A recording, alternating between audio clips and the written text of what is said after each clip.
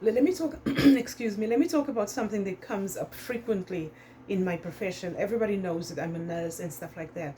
One of the things that I think we don't do enough of is to discuss what we want at the end of our lives.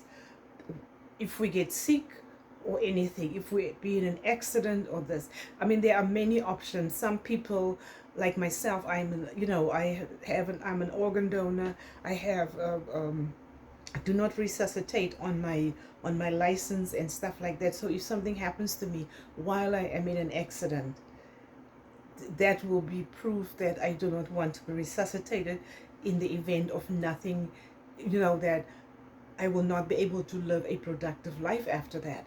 Now, in the context of my work, many times I meet patients, elderly patients that that do have advanced directives, and in 100% of cases where the advanced directives are reversed, it is the family that wants it reversed, without thought to the suffering that the elderly goes through.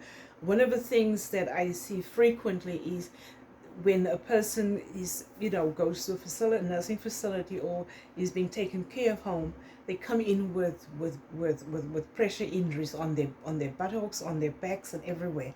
That is very painful. Okay. Or somebody is in a facility and it has dementia and doesn't know themselves anymore. They become violent and stuff. Imagine how traumatic that has to be for that person that has dementia, that they don't know anybody around them, and yet we don't talk enough about do not resuscitate. Now there's many forms of do not resuscitate. You can add whatever you want, or subtract whatever you want from the forms. Most hospitals have forms available, and they have a social work department that will talk to you about it, or the case management department.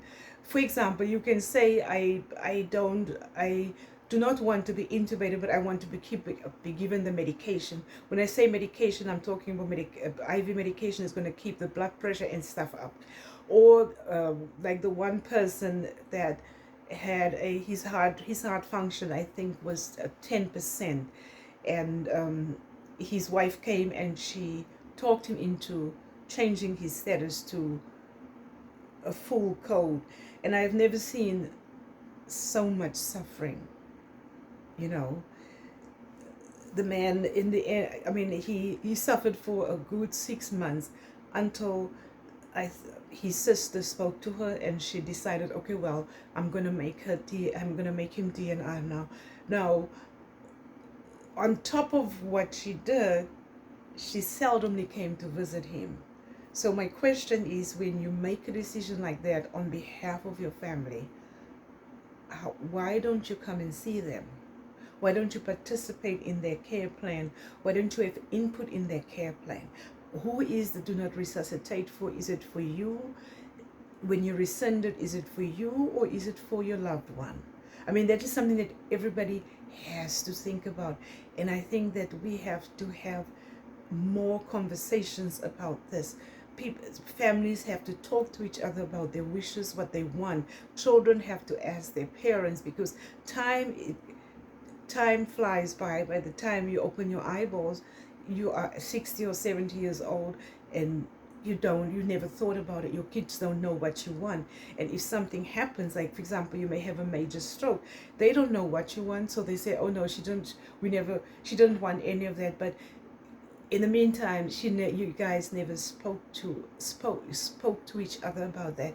So the message from this video is that talk about do not resuscitate. Ask about things involving that. Speak to your doctor, speak to your pastor if you have to.